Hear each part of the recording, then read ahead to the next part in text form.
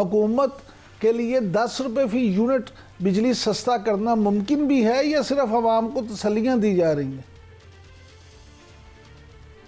اس کو دیکھیں، power sector جو ہے وہ اس وقت حکومت کی ایک بہت بڑی، ہم اکنامکس میں کہتے ہیں فالٹ لائن ہے۔ اگر آپ شروع سے دیکھیں تو پہلے تو ہم مہنگے فیول پہ بجلی بناتے ہیں، اس کے بعد اس کے اوپر ہم نے تقریباً 60% ٹیرف ہے، 40% ٹیکسز ہیں، پھر ہم نے آئی پی پیز کے معاہدے ہیں، پھر ہمارے لائن لاسز ہیں، پھر ڈسٹریبیوشن کی انیفیشنسیز ہیں۔ اب سوال یہ پیدا ہوتا ہے کہ یہ حکومت کس چیز کو بہتر کر کے یہ ریلیف پاس آن کر رہی ہے اور کس کو پاس آن کر رہی ہے؟ اکراس دا بورڈ کر رہی ہے یا نچلے طبقے کو زیادہ کر رہی ہے، اس کو سٹیگر کر رہی ہے، جس کو ہم ٹارگیٹڈ سبسڈی کہتے ہیں۔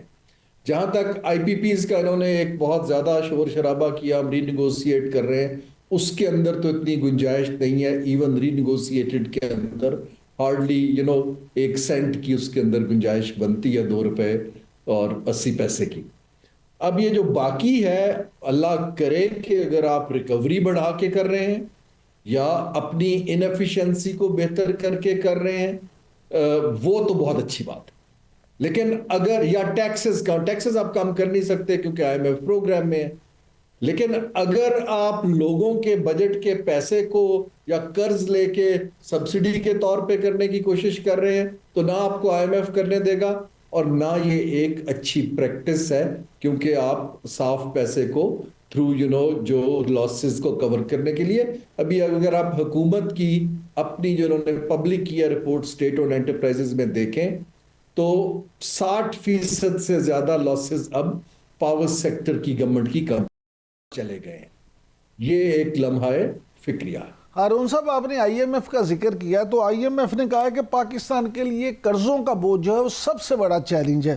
اور اس کی وجہ یہ ہے کہ ٹیکس وصولی جو ہے اس کی صلاحیت کم ہے۔ آپ کیا سمجھتے ہیں کہ یہ ہمارے